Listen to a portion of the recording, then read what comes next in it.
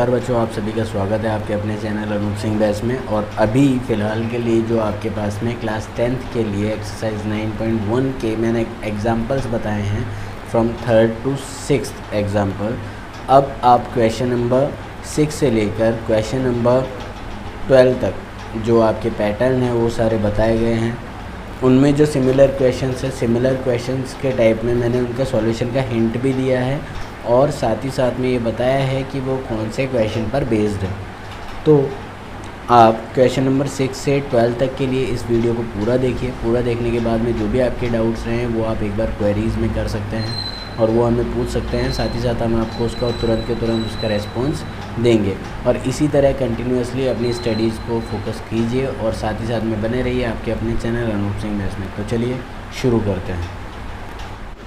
चलिए बच्चों स्टार्ट करते हैं। हमारे पास है 6 क्वेश्चन में जैसा आप देख सकते हैं यहाँ पर क्वेश्चन कुछ इस तरह से दे रखा है कि निम्नलिखित बिंदुओं के मध्य की दूरी ज्ञात कीजिए, जिसमें बिंदु दे रखे हैं आपको। ठीक है, 2 बिंदु दे रखे हैं आपको। यहाँ इन दोनों बिंदुओं के बीच की दूरी ज्ञात करनी है, जिसमें पहला है -6 7 और -1 -5।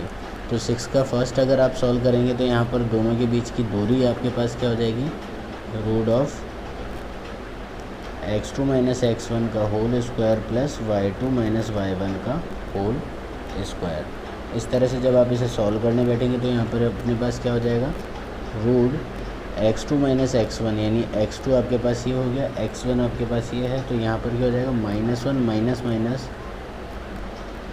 6 whole square plus -5 -7 whole square. अच्छा, जब इसे सॉल्व करेंगे तो यहाँ पर हमारे पास क्या बनेगा, यहाँ आप देख लीजिए, -1 + 6 whole square plus -5 - 7 whole square. अब यहाँ पर आपके पास बनेगा 5, तो 5 का स्क्वायर प्लस -12 का स्क्वायर -12 का स्क्वायर, ये दोनों ही वैल्यूज़ आपके पास आ जाएंगी। यहाँ पर ये बनेगा 25 + 144। अब जब इनको सॉल्व करेंगे तो आपके पास क्या आएगा, रूट ऑफ 169 जो आपके पास 13 होगा। इसी तरह से आपको सेकंड और थर्ड पार्ट भी इसका सॉल्व करना है। तो सेकंड और थर्ड पार्ट आपके पास में क्या है वो आप इससे देख लीजिए। सेकंड पार्ट में आपको दे रखा है -1 और 8 - 2। ठीक है, और थर्ड में आपको दे रखा है 8t1 स्क्वायर 2 और 8t2 स्क्वायर 2 ठीक है, तो ये आपके पास में 2 पार्ट हुए। इसका थोड़ा ध्यान रखिएगा और इस तरह से 6 के दोनों पार्ट सॉल्व कर लीजिएगा। बहुत इजी है, अगर डाउट आता है आपको तो कमेंट करके आप मुझे बता सकते हैं। चलिए आगे बढ़ते हैं। आगे हमारे पास जो नेक्स्ट क्वेश्चन है, ये 2 क्वेश्चन मैंने एक साथ लिखे हुए हैं, 7th question and 8th question.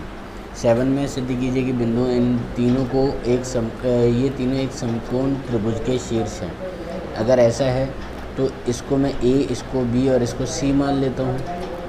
ठीक है, तो पहले हम निकालेंगे AB दूरी निकालेंगे। ठीक है, AB हमारे पास क्या होगा, AB हमारे पास होगा -2 का होल स्क्वायर प्लस 1 + 2 का होल स्क्वायर इसका रूट।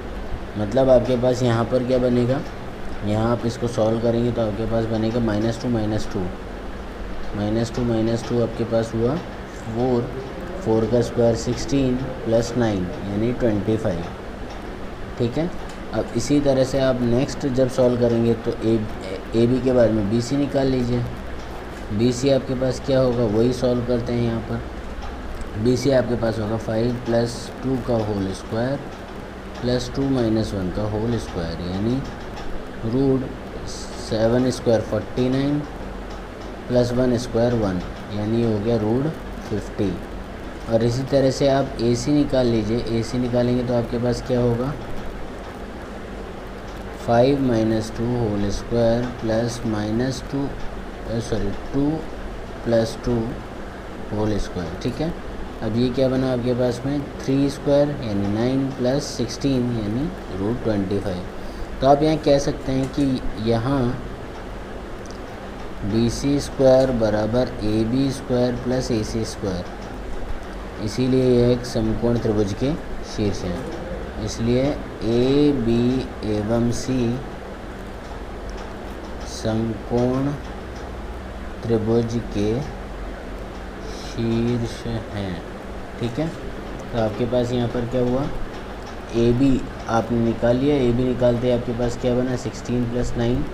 ठीक है, इसी तरह से आप जब आगे से सॉल्व करेंगे तो यहाँ बी सी निकालिए, बी सी आपके पास क्या बचा √49 + 1 यानी √50।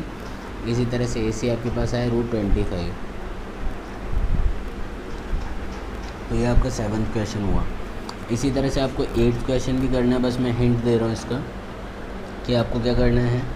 ये अगर शीर्ष एक वर्ग के शीर्ष है, ये हमें सिद्ध करना है। तो हमारे पास ये शीर्ष कौन कौन से होंगे, सीक्वेंस से लिखिए 1 - 2 3 0 1 2 -1 0। अगर ये वर्ग के शीर्ष है तो ये चारों लंबाइयाँ जो आएंगी, ठीक है, यानी A B B C C D और डी ए, ठीक है, तो वो क्या होंगे, बराबर होंगे, यानी ए बी बराबर बी सी बराबर सी डी बराबर डी ए, ये होगा। और दूसरा हमारे पास क्या होगा, अगर ये रियल में वर्ग के शीर्ष हैं तो हमारे पास क्या आएगा, जो विकर्ण आएगा ए सी और बी डी, ए सी बराबर होगा बी डी के, ये होगा। तो आपको करना क्या है, ये 4 भुजाएं निकालनी है, चारों की लंबाई बराबर, और ये 2 भुजाएं निकालनी है, दोनों भुजाओं की लंबाई बराबर सिद्ध करनी है, बस इतनी ही होगी ये। ठीक है, नेक्स्ट इसके आगे बढ़ते हैं। इसके आगे के जो 2 क्वेश्चन हैं वो भी इसी तरह से हैं। यहाँ पर हमारे पास क्या हुआ, 3 बिंदु दे रखे हैं, ये समबाहु त्रिभुज के शीर्ष हैं। देखिए सिद्ध कीजिए कि बिंदु ए माइनस ए और -√3 और √3 है, ये समबाहु त्रिभुज के शीर्ष हैं। तो अगर ये समबाहु त्रिभुज के शीर्ष है तो तीनों के बीच की दूरी क्या होनी चाहिए, बराबर होनी चाहिए। मतलब अगर ये बिंदु है ए, ये है बी और ये है सी, तो ए बी बराबर बी सी बराबर सी है। यह आपको प्रूफ करना है, ये आपका हो जाएगा समबाहु त्रिभुज के शीर्ष। एक बार करके देखिएगा, और अगर नहीं आया तो मेरे से पूछिएगा कमेंट सेक्शन में। इसी तरह से आपके पास है 3 बिंदु दे रखे हैं, तीनों संरेख हैं या नहीं, ये आपको बताना है। संरेख करने के लिए आपको क्या करना पड़ेगा, किन्हीं 2 का योग तीसरी दूरी के बराबर होगा। यानी मैं इन दोनों की दूरी निकालूंगा, इन दोनों की और इन दोनों की, तीनों दूरी निकालूंगा। ठीक है, अगर ये ए है, ये बी है और ये सी है, तो ये हो गया ए बी बी सी और ए सी, ये तीनों दूरियां निकाल ली। तीनों दूरियां निकालने के बाद किन्हीं 2 का योग किसी तीसरे के बराबर होगा। तो अगर ऐसा होता है तो यानी वो हमारे पास क्या होगा, संरेख कंडीशन है। ठीक है, तो संरेख के लिए कंडीशन क्या होता है, किन्हीं 2 भुजाओं का योग, 2 भुजाओं का योग तीसरी भुजा के समान होता है। तो इस तरह से आप 10वां क्वेश्चन सॉल्व कर सकते हैं। ये बहुत ही आसान तरीका है और आप इसे जल्दी से इसे सॉल्व कर लेंगे। तो बच्चों हमारा जो 11th क्वेश्चन है, 11th क्वेश्चन कुछ इस तरह से, एक्स अक्ष पर वह बिंदु ज्ञात कीजिए जो बिंदु -2 -5 2 और -3 से समान दूरी पर स्थित हो। तो ये हमारे पास में अक्षय हो जाते हैं। यहाँ एक्स अक्ष पर अगर कोई बिंदु होगा तो उसका मान क्या होगा भाई, जो y का मान है वो तो 0 ही रहेगा, x का मान कुछ है तो वो हम x मान लेते हैं। ठीक है, अब इनसे जो बिंदु समान दूरी पर जो स्थित बिंदु हैं वो है -2 -5 और 2 -3, यानी एक तो है -2 -5 और एक है 2 -3। ठीक है, तो ये अगर P ये A और ये B हो गया तो हम कह सकते हैं PA बराबर PB हो सकता है समान दूरी पर। अगर ऐसा होगा तो यहाँ पर हम क्या करेंगे भाई, PA निकाल लो, ये निकालोगे तो कितना आएगा √, इसके बाद में यहाँ से निकालोगे x + 2 का होल स्क्वायर + 5 का स्क्वायर, और PB निकालोगे तो PB हमारे पास क्या हो जाएगा भाई, रूट निकाल लो, x - 2 का होल स्क्वायर + 3 का स्क्वायर। ठीक है, -3 का स्क्वायर।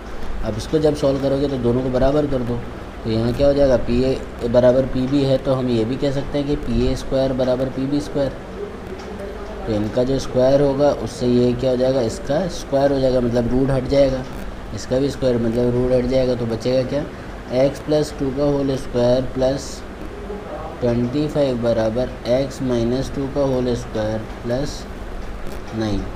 ठीक है, तो कांस्टेंट एक तरफ ले लो, वेरिएबल एक तरफ ले लो, ऐसे सॉल्व कर लो, या फिर आपके पास इसको ओपन कर दो, x² plus 4x plus 4 plus 25 बराबर x² - 4x प्लस 4 प्लस 9। ठीक है, 4 से 4 कैंसिल, x² से x² कैंसिल, बचा 4x, इसको इधर ले आओ, 4x plus 4x equals to 9 - 25 यानी 16 माइनस का 16। 8x यहाँ हो जाएगा हमारे पास में, 8x इक्वल्स टू -16, तो x इक्वल्स टू -2। और x अगर -2 है तो बिंदु के निर्देशांक हमारे पास क्या हुए, बिंदु के निर्देशांक हमारे पास हुए -2, 0। आ गया समझ में, तो इस तरह से ये आ गया। अब y अक्ष वाला भी इसी के समान है, जस्ट बिंदु हमारे को क्या मानना है, बिंदु मानना है 0 और y मान लीजिएगा, और फिर सॉल्व कीजिएगा। जो आपका 12th क्वेश्चन है वो भी इसी तरह से हो जाएगा।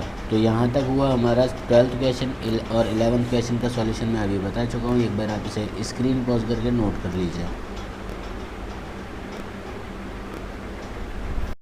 नमस्कार बच्चों, आपने पूरा वीडियो देखा, उस चीज़ के लिए बहुत बहुत धन्यवाद। और साथ ही साथ में आपको पूरे क्वेश्चन के सॉल्यूशन समझ में आए होंगे। इन सभी सॉल्यूशंस को करने के लिए आपको बताया गया है कि कम्प्लीटली जो सिमिलर टाइप के क्वेश्चंस हैं उनको मैंने जस्ट आपको हिंट दे दी है कि किस तरह से आप सॉल्व कर सकते हैं। जस्ट लाइक 11, 12 दोनों एक जैसे क्वेश्चंस थे, और 6 क्वेश्चन में हमारे पास 3 पार्ट्स थे, तो मैंने 1 पार्ट को एक्सप्लेन करके बाकी 2 आपको करने के लिए बोल दिया। अगर कोई क्वेरी आती है तो मैं उनका सॉल्यूशन भी अपडेट कर दूंगा। तो आज के लिए इतना ही। आज के लिए मैंने आपको बताया क्वेश्चन नंबर 6 से लेकर क्वेश्चन नंबर 12 तक। तो ये पूरा का पूरा वीडियो अच्छे से देखिएगा, और देखने के बाद आपको समझ में आया होगा। अगर आपको बहुत अच्छा लगा तो इसे लाइक ज़रूर कीजिए, और साथ ही साथ में प्लीज़ इसे अपने बाकी के अदर क्लासमेट्स के साथ में शेयर कीजिए, जिससे मैं आपको इसके रेगुलर अपडेट्स देते रहूँ। ठीक है, तो तब तक के लिए धन्यवाद। Stay at home and stay safe.